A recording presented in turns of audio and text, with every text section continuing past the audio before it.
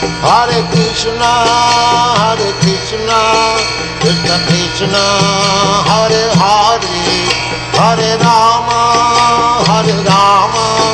Rama Rama, Hare Hare. Verse 49. O Dhananjaya, rid yourself of all fruitive activities by devotional service, and surrender fully to that consciousness. Those who want to enjoy the fruits of their work are misers. Purport. One who has actually come to understand one's constitutional position as the eternal servitor of the Lord gives up all engagements save working in Krishna consciousness. As already explained, Buddhi Yoga means transcendental loving service to the Lord. Such devotional service is the right course of action for the living entity. Only misers desire to enjoy the fruit of their own work, just to be further entangled in material bondage. Except for work in Krishna consciousness, all activities are abominable because they continually bind the worker to the cycle of birth and death. One should therefore never desire to be the cause of work. Everything should be done in Krishna consciousness for the satisfaction of Krishna. Misers do not know how to utilize the assets of riches which they acquire by good fortune or by hard labor. One should spend all energies working in Krishna consciousness,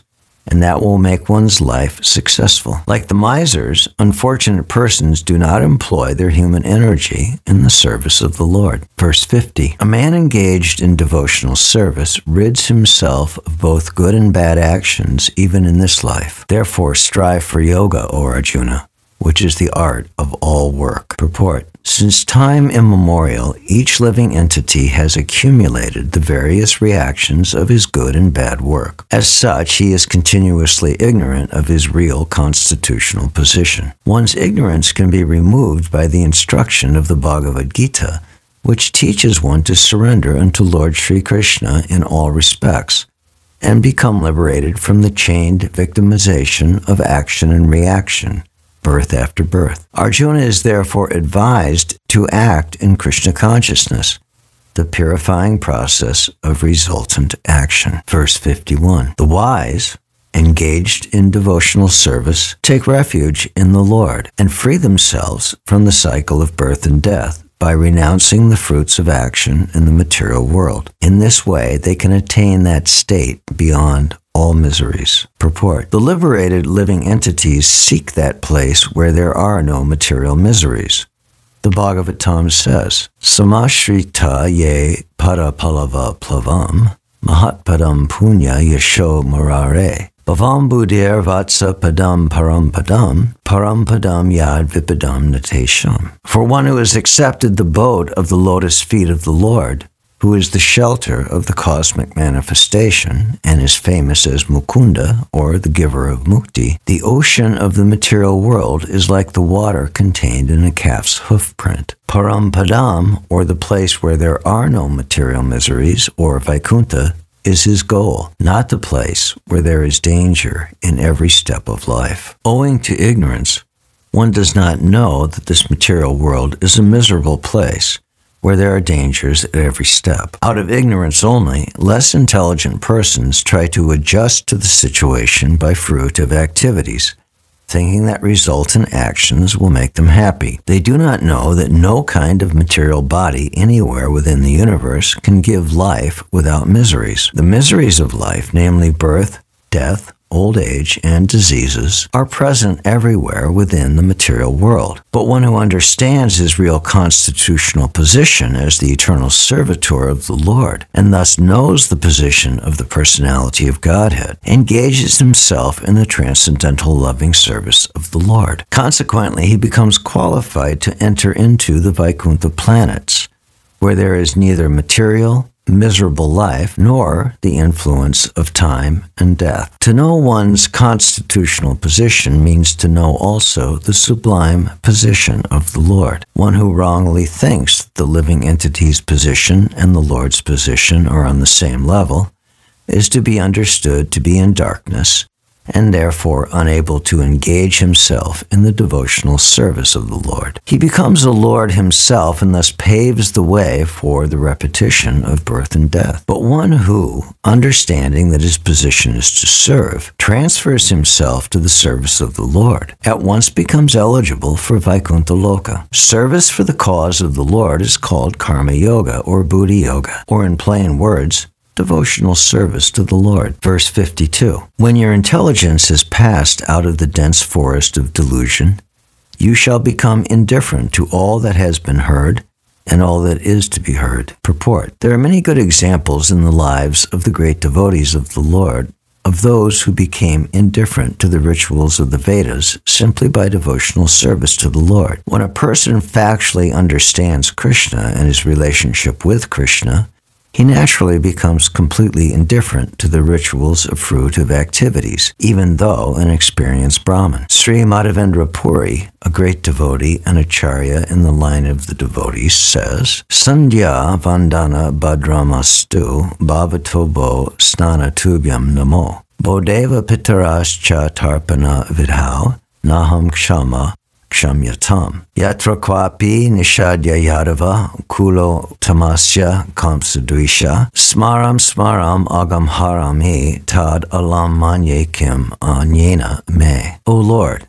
in my prayers 3 times a day, all glory to you. Bathing, I offer my obeisances unto you. O demigods, O forefathers, please excuse me for my inability to offer you my respects. Now, wherever I sit, I can remember the great descendant of the Yadu dynasty, Krishna, the enemy of Kamsa, and thereby I can free myself from all sinful bondage. I think this is sufficient for me. The Vedic rites and rituals are imperative for neophytes. Comprehending all kinds of prayer 3 times a day, taking a bath early in the morning, offering respects to the forefathers, etc. But when one is fully in Krishna consciousness and is engaged in his transcendental loving service, one becomes indifferent to all these regulative principles because he has already attained perfection. If one can reach the platform of understanding by service to the Supreme Lord Krishna, he has no longer to execute different types of penances and sacrifices as recommended in revealed scriptures. And similarly, if one has not understood that the purpose of the Vedas is to reach Krishna and simply engages in the rituals, etc., then he is uselessly wasting time in such engagements. Persons in Krishna consciousness transcend the limit of Shabda Brahma, or the range of the Vedas and Upanishads. Verse 53. When your mind is no longer disturbed by the flowery language of the Vedas,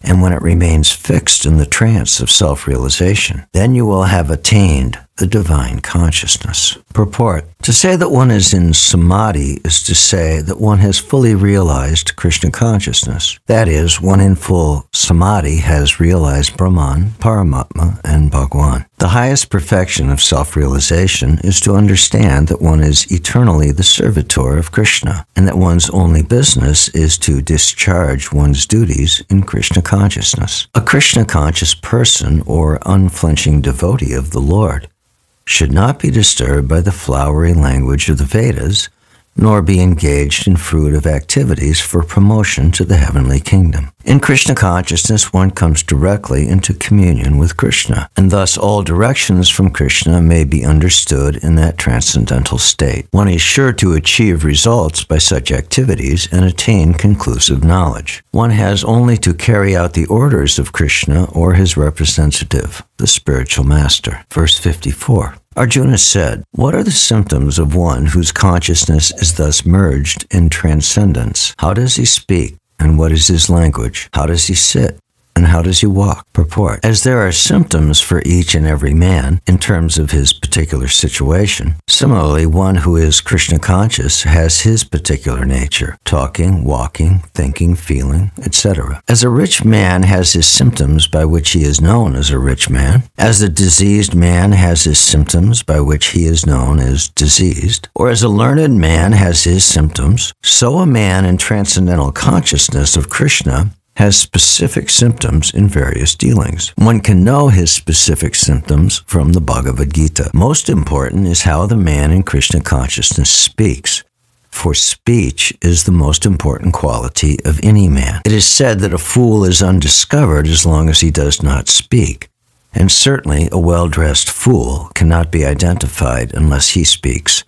But as soon as he speaks, he reveals himself at once. The immediate symptom of a Krishna-conscious man is that he speaks only of Krishna and of matters relating to him. Other symptoms then automatically follow, as stated below. Verse 55. The Blessed Lord said, O Partha, when a man gives up all varieties of sense desire which arise from mental concoction, and when his mind finds satisfaction in the self alone, then he is said to be in pure transcendental consciousness. Purport. The Bhagavatam affirms that any person who is fully in Krishna consciousness or devotional service of the Lord has all the good qualities of the great sages, whereas a person who is not so transcendentally situated has no good qualifications, because he is sure to be taking refuge in his own mental concoctions. Consequently, it is rightly said herein that one has to give up all kinds of sense desire manufactured by mental concoction. Artificially, such sense desires cannot be stopped, but if one is engaged in Krishna consciousness, then automatically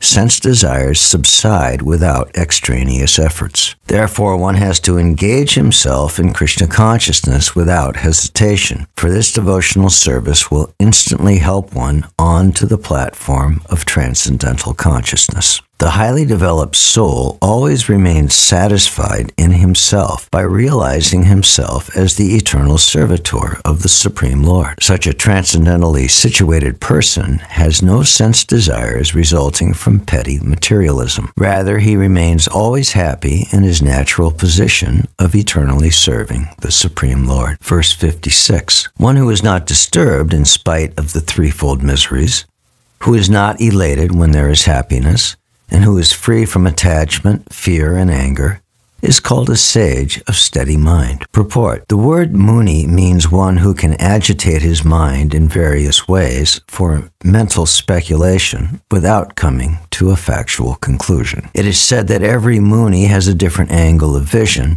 and unless a muni differs from other munis, he cannot be called a muni in the strict sense of the term. Na sao munir yasya matam na binam. But a Ch.2 muni, as mentioned herein by the Lord, is different from an ordinary muni. The Ch.2 muni is always in Krishna consciousness, for he has exhausted all his business of creative speculation. He has surpassed the stage of mental speculations and has come to the conclusion that Lord Sri Krishna, or Vasudeva, is everything. He is called a muni fixed in mind. Such a fully Krishna-conscious person is not at all disturbed by the onslaughts of the threefold miseries, for he accepts all miseries as the mercy of the Lord, thinking himself only worthy of more trouble due to his past misdeeds. And he sees that his miseries, by the grace of the Lord, are minimized to the lowest. Similarly, when he is happy, he gives credit to the Lord,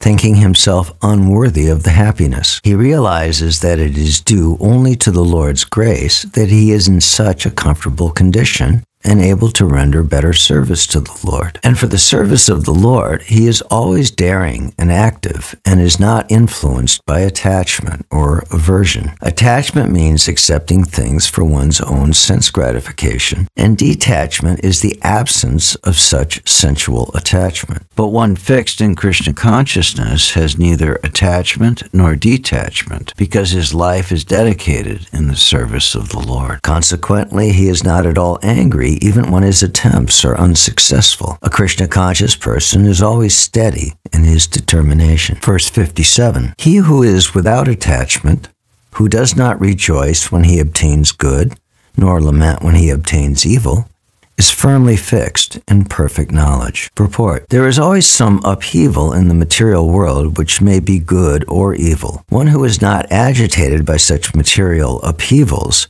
who is unaffected by good and evil, is to be understood to be fixed in Krishna consciousness. As long as one is in the material world, there is always the possibility of good and evil, because this world is full of duality. But one who is fixed in Krishna consciousness is not affected by good and evil, because he is simply concerned with Krishna, who is all good, absolute. Such consciousness in Krishna situates one in a perfect transcendental position called, technically, samadhi. Verse 58, one who is able to withdraw his senses from sense objects, as the tortoise draws his limbs within the shell, is to be understood as truly situated in knowledge. Purport, the test of a yogi, devotee, or self-realized soul is that he is able to control the senses according to his plan. Most people, however, are servants of the senses and are thus directed by the dictation of the senses. That is the answer to the question as to how the yogi is situated. The senses are compared to venomous serpents.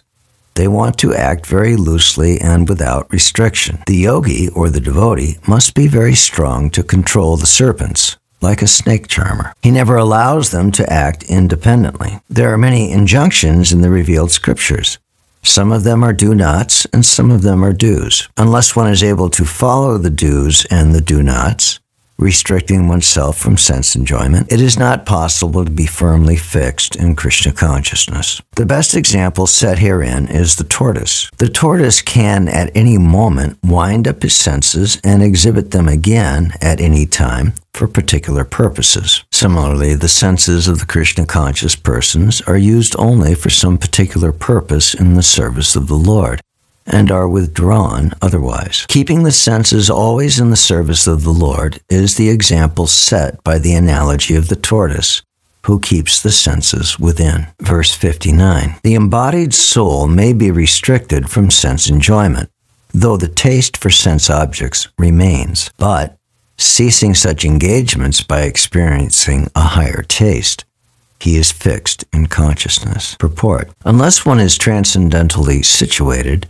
it is not possible to cease from sense enjoyment. The process of restriction from sense enjoyment by rules and regulations is something like restricting a diseased person from certain types of eatables. The patient, however, neither likes such restrictions nor loses his taste for eatables. Similarly, sense restriction by some spiritual process like Ashtanga Yoga in the matter of yama, niyama, asana, pranayama, pratyahara, dharana, jhana, etc., is recommended for less intelligent persons who have no better knowledge. But one who has tasted the beauty of the Supreme Lord Krishna in the course of his advancement in Krishna consciousness no longer has a taste for dead material things. Therefore, restrictions are there for the less intelligent neophytes in the spiritual advancement of life. But such restrictions are only good if one actually has a taste for Krishna consciousness. When one is actually Krishna conscious,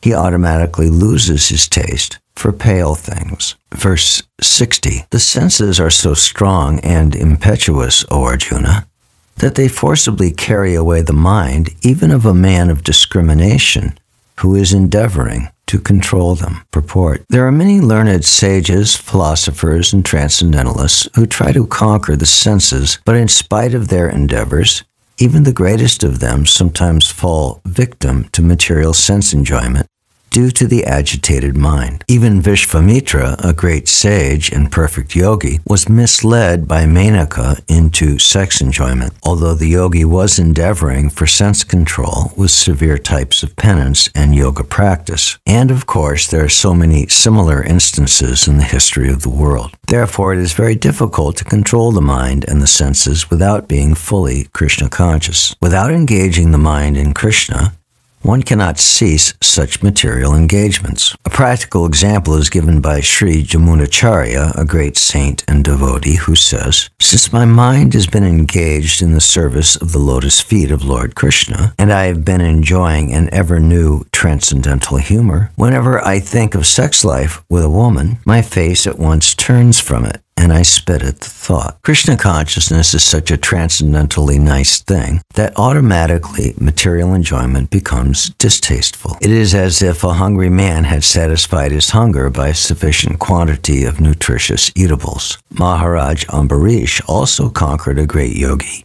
Durvas Muni, simply because his mind was engaged in Krishna consciousness. Verse 61, one who restrains his senses and fixes his consciousness upon me is known as a man of steady intelligence. Purport: that the highest conception of yoga perfection is Krishna consciousness is clearly explained in this verse. And unless one is Krishna conscious, it is not at all possible to control the senses. As cited above, the great sage Durvas Muni picked a quarrel with Maharaj Ambarish, and Durvas Muni unnecessarily became angry out of pride and therefore could not check his senses. On the other hand, the king, although not as powerful a yogi as the sage, but a devotee of the Lord, silently tolerated all the sage's injustices and thereby emerged victorious. The king was able to control his senses because of the following qualifications, as mentioned in the Srimad Bhagavatam. Savayamana Krishna Padaravindayor Vichamsi Vaikunta Gunar Navarnane Kara Harer Mandira Marjanadishu Shrutim Chakara Chuta Sat Katodaye Mukunda Lingalaya Darshane Drishau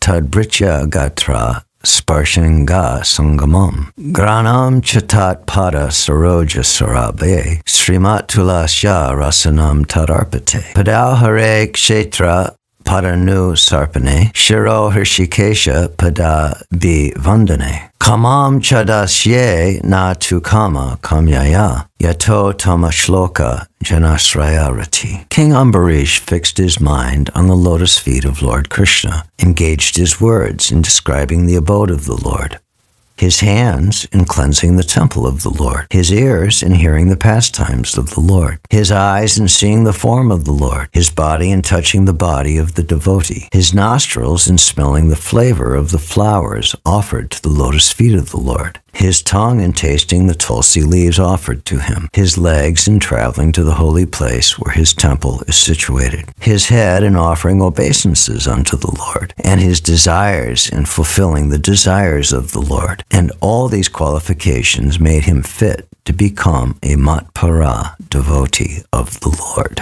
The word Matpara is most significant in this connection. How one can become a Matpara is described in the life of Maharaj Ambarish. Srila Baladev Vidyabhushan, a great scholar and acharya in the line of the Matpara, remarks, Mad Bhakti Prabhavena Sarvendriya Vijaya Purvika Swatmadrishti Sulabeti Bhava. The senses can be completely controlled only by the strength of devotional service to Krishna. Also, the example of fire is sometimes given. As the small flames within burn everything within the room, similarly, Lord Vishnu, situated in the heart of the yogi, burns up all kinds of impurities. The Yoga Sutra also prescribes meditation on Vishnu and not meditation on the void. The so-called yogis who meditate on something which is not the Vishnu form simply waste their time in a vain search after some phantasmagoria. We have to be Krishna conscious,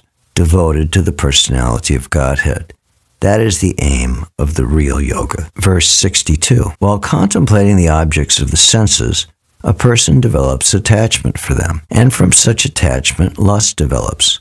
And from lust, anger arises. Purport: one who is not Krishna conscious is subjected to material desires while contemplating the objects of senses. The senses require real engagements, and if they are not engaged in the transcendental loving service of the Lord, they will certainly seek engagement in the service of materialism. In the material world, everyone, including Lord Shiva and Lord Brahma, to say nothing of other demigods in the heavenly planets, is subjected to the influence of sense objects, and the only method to get out of this puzzle of material existence is to become Krishna conscious. Lord Shiva was deep in meditation, but when Parvati agitated him for sense pleasure, he agreed to the proposal, and as a result, Kartikeya was born. When Haridas Thakur was a young devotee of the Lord, he was similarly allured by the incarnation of Mayadevi, but Haridas easily passed the test because of his unalloyed devotion to Lord Krishna. As illustrated in the above-mentioned verse of Sri Jamunacharya, a sincere devotee of the Lord shuns all material sense enjoyment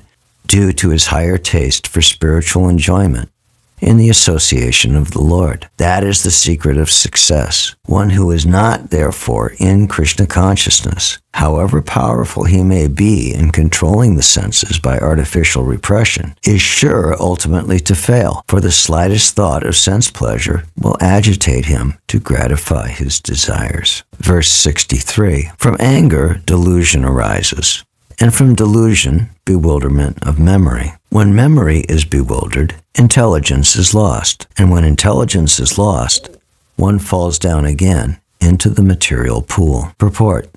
By development of Krishna consciousness, one can know that everything has its use in the service of the Lord. Those who are without knowledge of Krishna consciousness artificially try to avoid material objects, and as a result, although they desire liberation from material bondage, they do not attain to the perfect stage of renunciation. On the other hand, a person in Krishna consciousness knows how to use everything in the service of the Lord. Therefore, he does not become a victim of material consciousness. For example, for an impersonalist, the Lord, or the Absolute, being impersonal, cannot eat, whereas an impersonalist tries to avoid good eatables. A devotee knows that Krishna is the supreme enjoyer and that he eats all that is offered to him in devotion. So after offering good eatables to the Lord, the devotee takes the remnants, called prasadam. Thus everything becomes spiritualized and there is no danger of a downfall. The devotee takes prasadam in Krishna consciousness, whereas the non-devotee rejects it as material. The impersonalist, therefore, cannot enjoy life due to his artificial renunciation. And for this reason, a slight agitation of the mind pulls him down again into the pool of material existence. It is said that such a soul, even though rising up to the point of liberation, falls down again due to his not having support in devotional service. Verse 64. One who can control his senses by practicing the regulated principles of freedom can obtain the complete mercy of the Lord and thus become free from all attachment and aversion. Purport. It is already explained that one may externally control the senses by some artificial process, but unless the senses are engaged in the transcendental service of the Lord,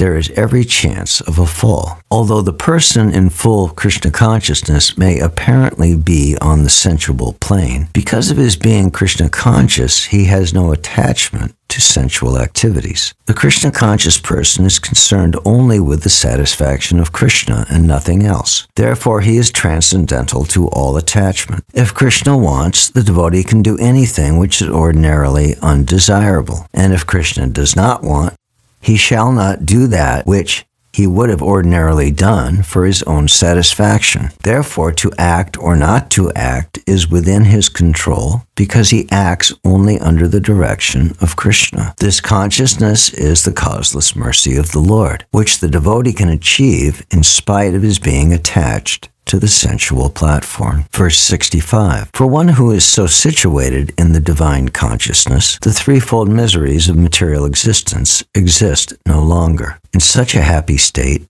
one's intelligence soon becomes steady. Verse 66. One who is not in transcendental consciousness can have neither a controlled mind nor steady intelligence, without which there is no possibility of peace. And how can there be any happiness without peace? Purport. Unless one is in Krishna consciousness, there is no possibility of peace. So it is confirmed in the 5th chapter that when one understands that Krishna is the only enjoyer of all the good results of sacrifice and penance, and that he is the proprietor of all universal manifestations, that he is the real friend of all living entities, then only can one have real peace. Therefore, if one is not in Krishna consciousness, there cannot be a final goal for the mind. Disturbance is due to want of an ultimate goal.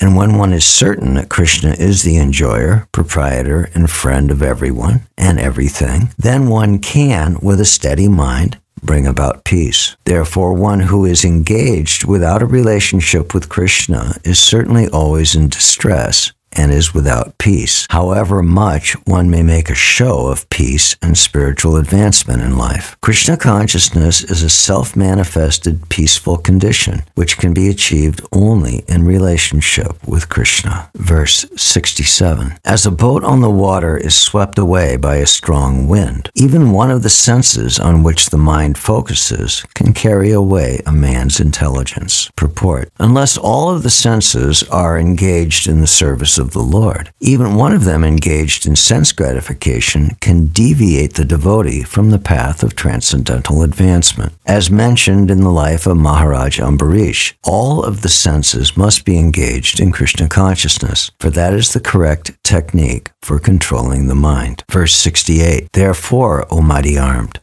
one whose senses are restrained from their objects is certainly of steady intelligence. Purport. As enemies are curbed by superior force, similarly, the senses can be curbed not by any human endeavor, but only by keeping them engaged in the service of the Lord. One who has understood this, that only by Krishna consciousness is one really established in intelligence, and that one should practice this art under the guidance of a bona fide spiritual master, is called sadhaka, or a suitable candidate for liberation. Verse 69. What is night for all beings is the time of awakening for the self-controlled, and the time of awakening for all beings is night for the introspective sage. Purport. There are two classes of intelligent men. The one is intelligent in material activities for sense gratification, and the other is introspective and awake to the cultivation of self-realization. Activities of the introspective sage or thoughtful man are night for persons materially absorbed. Materialistic persons remain asleep in such a night due to their ignorance of self-realization. The introspective sage remains alert in the night of the materialistic men. The sage feels transcendental pleasure in the gradual advancement of spiritual culture, whereas the man in materialistic activities, being asleep to self-realization, dreams of varieties of sense pleasure, feeling sometimes happy and sometimes distressed in his sleeping condition. The introspective man is always indifferent to materialistic happiness and distress. He goes on with his self-realization activities undisturbed by material reaction. Verse 70. A person who is not disturbed by the incessant flow of desires that enter like rivers into the ocean, which is ever being filled but is always still, can alone achieve peace, and not the man who strives to satisfy such desires. Purport. Although the vast ocean is always filled with water, it is always, especially during the rainy season, being filled with much more water, but the ocean remains the same, steady. It is not agitated, nor does it cross beyond the limit of its brink. That is also true of a person fixed in Krishna consciousness. As long as one has the material body, the demands of the body for sense gratification will continue. The devotee, however, is not disturbed by such desires because of his fullness. A Krishna conscious man is not in need of anything because the Lord fulfills all his material necessities. Therefore, he is like the ocean, always full in himself. Desires may come to him like the waters of the rivers that flow into the ocean, but he is steady in his activities, and he is not even slightly disturbed by desires for sense gratification. That is the proof of a Krishna-conscious man, one who has lost all inclinations for material sense gratification, although the desires are present. Because he remains satisfied in the transcendental loving service of the Lord, he can remain steady like the ocean and therefore enjoy full peace. Others, however,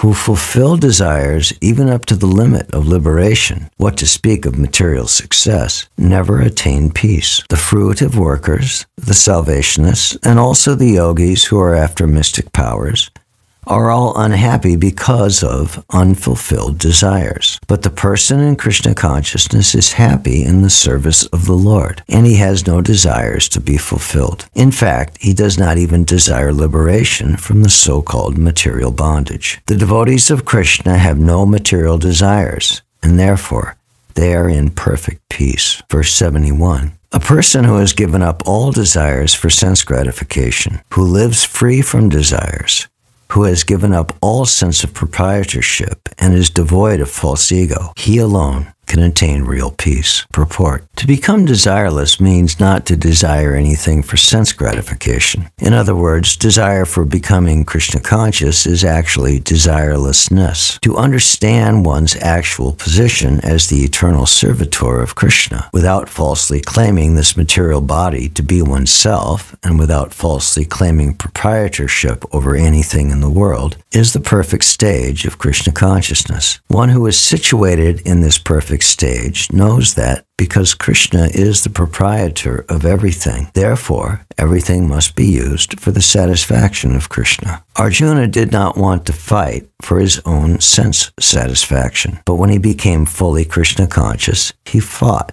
because Krishna wanted him to fight. For himself, there was no desire to fight, but for Krishna, the same Arjuna fought to his best ability. Desire for the satisfaction of Krishna is really desirelessness. It is not an artificial attempt to abolish desires. The living entity cannot be desireless or senseless, but he does have to change the quality of the desires. A materially desireless person certainly knows that everything belongs to Krishna. Ishavashyamidam sarvam, and therefore he does not falsely claim proprietorship over anything. This transcendental knowledge is based on self-realization, namely, knowing perfectly well that every living entity is the eternal part and parcel of Krishna in spiritual identity, and therefore the eternal position of the living entity is never on the level of Krishna or greater than him. This understanding of Krishna consciousness is the basic principle of real peace. Verse 72. That is the way of the spiritual and godly life, after attaining which a man is not bewildered. Being so situated, even at the hour of death, one can enter into the kingdom of God. Purport. One can attain Krishna consciousness or divine life at once, within a second, or one may not attain such a state of life even after millions of births. It is only a matter of understanding and accepting the fact. Khatvanga Maharaj attained this state of life just a few minutes before his death by surrendering unto Krishna. Nirvana means ending the process of materialistic life. According to Buddhist philosophy, there is only void after the completion of this material life, but Bhagavad Gita teaches differently. Actual life begins after the completion of this material life. For the gross materialist, it is sufficient to know that one has to end this materialistic way of life. But for persons who are spiritually advanced, there is another life after this materialistic life. Before ending this life, if one fortunately becomes Krishna conscious, he at once attains the stage of Brahma Nirvana. There is no difference between the kingdom of God and the devotional service of the Lord. Since both of them are on the absolute plane, to be engaged in the transcendental loving service of the Lord is to have attained the spiritual kingdom. In the material world, there are activities of sense gratification, whereas in the spiritual world, there are activities of Krishna consciousness. Attainment of Krishna consciousness, even during this life, is immediate attainment of Brahman, and one who is situated in Krishna consciousness has certainly already entered into the kingdom of God. Brahman is just the opposite of matter. Therefore, Brahmi Sthiti means